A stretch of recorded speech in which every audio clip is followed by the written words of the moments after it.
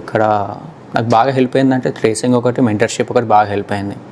Mentorship వల్ల ఏమవుతుంది అంటే మనకి మళ్ళీ మనం వెనక్కి వెళ్ళి రీకలెక్ట్ చేసుకోకుండా. October 5th 23 sir. 23 అంటే ఇప్పటికి నీకు మొత్తం కోర్స్ ప్రిపరేషన్ ఎన్ని రోజులు పట్టింది? 4 months పట్టింది సార్ నాకు. 4 months. ఓకే, మొత్తం అయిపోయింది. తర్వాత ఇంటర్వ్యూస్ మూవ్ అయ్యాను సార్. సో ఆ ప్రిపరేషన్ టైంలో నీకు ఇంత గ్యాప్ వచ్చింది కదా, 4-5 years. అవును సార్, అవును సార్. సో మళ్ళీ ప్రోగ్రామింగ్ సబ్జెక్ట్ ఇదంతా నేర్చుకోవటం అనేది నీకు అంటే వాస్తవానికి ఏంటంటే ఇక్కడ మన దగ్గర ఇప్పుడు 4 months to 6 months 7 months కూడా ప్రిపేర్ అవుతున్నారు. అవును సార్, అవును సార్. మీ బ్యాచ్ లో కూడా చాలా మంది స్లోగా వెళ్తా ఉన్నారు. బట్ నేను స్పీడ్గా ఎందుకు అయింది అంటే reason first C# sir. C# ఏమవుతుందంటే నేను చిన్నగా వెళ్ళాను. C# వరకు బేసిక్స్ వరకు నేర్చుకుందాం అని చెప్పి మల్టిపుల్ టైమ్స్ అదే ప్రాక్టీస్ అయింది. అదే నాకు ఆల్మోస్ట్ 50 days వరకు పట్టింది, 40-50 days వరకు పట్టింది. తర్వాత ASPకి వచ్చేసరికి కొంచెం ఈజీ అయిపోయింది కంట్రోల్స్ అవన్నీ కూడా, ఎందుకంటే మొత్తం బేసిక్స్ గట్టిగా అయిపోయింది కాబట్టి ASP నాకు పెద్ద టైం పట్టలేదు. ఓకే, ఇక్కడ ప్రిపరేషన్లో అంటే మొత్తం మన స్టైల్ ఆఫ్ మనకు ఒక సిస్టమ్ని డిజైన్ చేసాం. అవును సార్. మనది ఇప్పుడు ఎవరన్నా రాని 10 years గ్యాప్ ఉన్నా, ఏదైనా ఏ డిగ్రీ చదివినా కానీ మన దగ్గరికి వస్తే వాళ్ళు ఒక పీరియడ్ ఆఫ్ టైంలో లెర్నింగ్ ఉంటుంది. That we call it as internship. And అది అయిపోయిన తర్వాత we move in to placements టైంలో ఇంటర్వ్యూస్ అరేంజ్ చేసి ప్లేస్ చేస్తున్నాం. అవును sir. But only fresher job. అవును sir. And dedicatedly we're conducting the drives in our institute or else company places. So ఈ ప్రాసెస్లో మామూలుగా నీకు ఆ లెర్నింగ్ ప్రాసెస్లో బాగా ఇక్కడ నచ్చింది ఏంటి? First seminar activity sir. Morning seminar activity. Because నాకు ఫస్ట్ రోజు నాకు ఇంకా గుర్తుంది, మైక్ పట్టుకునేసరికి ఇట్లా చేయి వణికింది. జాయిన్ అయిన రోజే మాట్లాడాను సార్. ఆ రోజే వచ్చి సార్ మాట్లాడతామని అడిగారు. అయితే మాట్లాడాను. ఆ రోజు చెప్పలేకపోయాను. అలాగే నేను ఒక 3-4 days వరకు అలానే అయిపోయింది. బుక్ చూసి చదువుకుంటూ వచ్చాను. 3-4 days వరకు అలానే ఫస్ట్ 3 days బుక్ చూసి చదివాను. తర్వాతకి ఇలా కాదని చెప్పి నైట్ ఒక 2 hours కూర్చొని చదివాను. నెక్స్ట్ రోజు మళ్ళీ మర్చిపోయాను. అలానే నెక్స్ట్ డే సెమినార్ ఏం చెప్పాలనేది ముందే నైట్ ప్రిపేర్ అయ్యేవాడిని. 2 hours 1 hour అయినా నాకు గుర్తుండకపోతుండే, భయపడి మళ్ళీ వచ్చేస్తుండే. అలా ఒక 1 week అయ్యింది. తర్వాతకి అలవాటు అయింది సార్.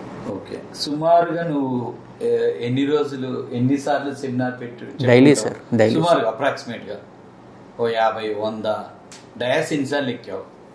100+ ఉంటుంది సార్. 100+ ఉంటుంది సార్ ఖచ్చితంగా. ఈ ఇన్ఫర్మేషన్ ఆడియన్స్ వినాలి. ఇప్పుడు మన దగ్గర నువ్వు ఇప్పుడు ఉండబట్ట 5 నెలలు. అవును సార్. ఈ 5 నెలల పీరియడ్లో నిన్ను ఒక 100 సార్లు డయాస్ ఎక్కించినందుకు నువ్వు సంతోషానికి థ్యాంక్స్ చెప్పాలి. నిజంగానే సార్. కరెక్టే కదా, ఆయనే కదా. అవును సార్, అంతే కదా.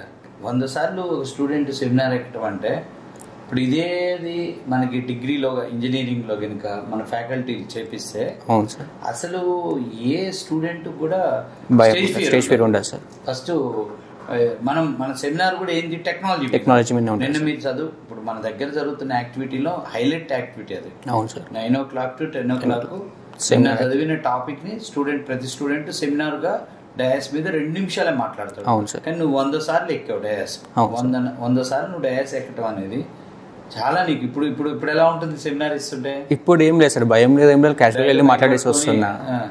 ఒకవేళ ఏదైనా రోజు నీకు సెమినార్ అవకాశం దొరకలేదు అనుకో సార్, ఏమన్నా అనిపిస్తా? ఈరోజు మాట్లాడలే కదా, నైట్ ప్రిపేర్ అయినా కదా అనిపిస్తుంది. కొద్దిగా డల్ అని కాదు, కొంచెం అనిపిస్తుంది. కానీ ఎంజాయింగ్ కదా. Yes sir. ఫస్ట్ 1 week అయితే భయం అయింది సార్. అదంతా కామన్. సో నెక్స్ట్ ఇంకా హైలైట్ మన ప్రోగ్రామింగ్ ట్రేసింగ్ ఒకటి సార్. ఇంకో పాయింట్ ఇప్పుడు మర్చిపోయాను. సెమినార్లో నువ్వు మాట్లాడుతూ ఉన్నావు, మొత్తం 4 నెలల్లో 100 సార్లు ఎక్కావు డయాస్. అవును సార్. 100 సార్లు సెమినార్ ఇవ్వటం వల్ల నువ్వు వెళ్ళిన ఇంటర్వ్యూస్లలో అదేమైనా హెల్ప్ అనిపించిందా? సార్ మనం సెమినార్ ఆల్మోస్ట్ 100 members ముందు మాట్లాడతాం, అంటే స్టూడెంట్స్తో. మనం ఇంటర్వ్యూ అనేది ఒకరే ఉంటారు కదా, 1-2 అంతే. సో పెద్ద మనకు అంత అనిపించదు భయం. అక్కడ ఇంటర్వ్యూ రూమ్లో భయం పోతుంది, ప్లస్ అవుతుంది. కరెక్ట్. అదే మెయిన్ ఎందుకు పెట్టాము అదంటే, మనకి ఇంతకుముందు ఇంటర్వ్యూలు చేయడానికి కంపెనీస్ వచ్చినప్పుడు కంపెనీస్ నాతో ప్రోగ్రామింగ్ వైజ్గా చాలా బాగున్నారు, రూరల్ బ్యాక్గ్రౌండ్ స్టూడెంట్స్ ఎక్కువ ఉన్నారు కాబట్టి వీళ్ళకి మదర్ టంగ్లో స్టడీస్ ఉండటం వల్ల వీళ్ళు మాట్లాడలేకపోతున్నారు. We're asking to write a program, they are writing program. If we give a machine test, they are doing very well. But when we ask a question, they are unable to speak. వాళ్ళు మాట్లాడట్లేదు సరిగా అని చెప్పి 2-3 companies చెప్పినప్పుడు అప్పుడు మనం weekly 1 day communication class అని పెట్టాము. అవును సార్. అయితే దాంతోపాటు కమ్యూనికేషన్ క్లాసెస్ ఉన్నా కానీ ఎందుకైనా మంచిది మార్నింగ్ ఒక సెమినార్ యాక్టివిటీ ఉండాలని ఇంట్రొడ్యూస్ చేసాం. బట్ అది చాలా హెల్ప్ అవుతుంది సార్. నిజంగా ఇంట్రెస్ట్ అటెండ్ అయ్యేటప్పుడు కూడా భయం అనిపిస్తుంది. ఇప్పుడు మన దగ్గర ఉన్న వాళ్ళంతా కూడా విలేజ్ బ్యాక్గ్రౌండ్ 90%. అవును సార్, నువ్వు గమనిస్తే. అవును సార్.